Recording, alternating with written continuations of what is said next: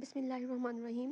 Last time बट्टू ने decide किया था कि हम इस बिल्ले को वापस ले आएंगे क्योंकि इसने बड़ी बुरी तरह से अटैक किया था मेरे बाजू पे। लेकिन कुछ टाइम के बाद फिर मेरा दिल नहीं माना, मैंने डिसाइड किया कि ये पास ही साथ ही रहेगा और ये जो इतना एग्रेसिव है, इतना हाइपर होता है ना, ये इसको मैं फ्रेंडली बना के रहूँगी।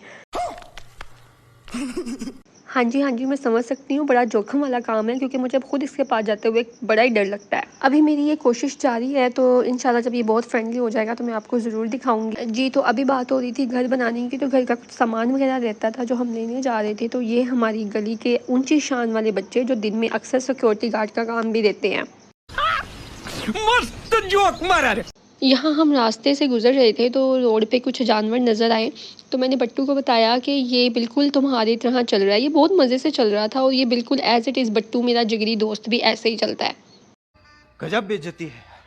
जानवरों के मामले में मैंने बहुत से बेहिस लोगों को देखा है जो इन बेज़ुबान मखलूक पर जुल्म करके ये साबित करते हैं कि हम इंसान हैं, हम इंसान होकर जानवरों पर जुल्म करें। यानी कि इंसान अपनी औकात दिखाता है, यानी ये औकात है उसकी कि वो जानवर पर जुल्म करता है।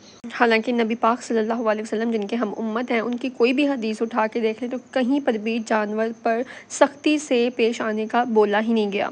अब मियाँ चंदों में मौसम काफ़ी गर्म हो गया है तो बाहर निकलना बहुत ही मुश्किल लगता है, और मेरे जहा बंदा जरा इतना काला लगता है ना, वो ऐसी ड्राइविंग की मेहरबानी है। यहाँ हम आ गए थे कुछ सामान लेने के लिए। सारे रास्ते मिस्त्री की बातें रट के भी मैंने इसको कुछ सामान सही बताया था, कुछ गलत बताया था, और एंड पे मैंने इसको कहा था भाई आप समझ ही गए होंगे कि मुझे क्या क्या लेना है। नहीं। यहाँ 2 मिनट धूप में बैठने के बाद आखिरकार में दिमाग की बत्ती जल गई और मैंने इनको दोबारा जो भूली हुई चीज़ें थी ना वो दोबारा बताई। यहाँ ये मुझसे कह रहा था बाजी तुसी 21 दफ़ा दस दो तुसी लेना की है। मैं कहा नहीं भाई, आखिरी दफ़ा सी हूँ, कसमें यही लेना है जो मैं किया है। यहाँ सामान इतना ज़्यादा नहीं था जितना मैं इस दुकान पे रोला पाया हुआ सी। अब मुझे खुद भी शर्म आ रही थी कि यार 15 मिनट यहाँ पे खड़े होने के बाद मैंने सिर्फ ये 2 चीज़ें लेनी थी। रुको जरा, सब्र करो। जब इन्होंने बिल मांगा तो मुझे ऐसा लगा कि इतना तो मेरी विरासत में हिस्सा नहीं है जितना ये 2 चीज़ों का बिल बन गया है।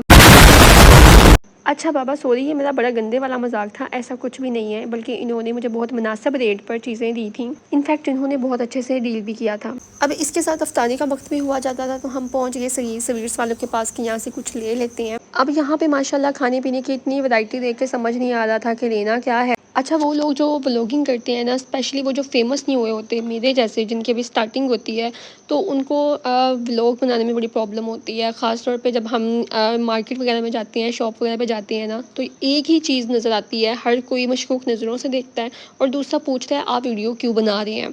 कुछ तो हद कर देते हैं, सीधा कह देते हैं कैमरा बंद कर दे। हमको मारो, हमको जिंदा मत छोड़ो साला। नहीं, क्या मतलब है यार, फूड अथॉरिटी के बंदों से शक्लें मिलती हैं क्या हमारी? दुकानें बंद करवा देंगे क्या तुम लोगों की हम? किन बातों का डर है बे सालो तुम लोगों को?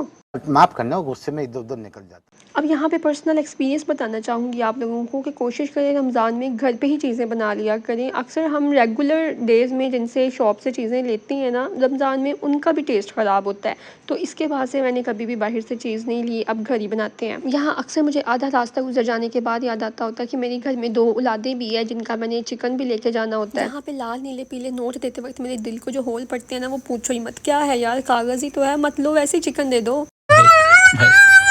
और ये हमारी गली की शान जिथे छड़ के गए सी कसमें उत्थे ही बैठे हुए ने, जरा नहीं हिले ने। उठा ले रे देवा उठ। और ये बस घर का काम वगैरह चल रहा था। बाकी एक बात कहना चाहूँगी कि अपने माँ बाप की कदर करें, उस छत की कदर करें जिसके नीचे रहते हैं। यकीन करें आज के ज़माने में घर बनाना, वो भी अपने पैसों से घर बनाना, आसान काम नहीं है।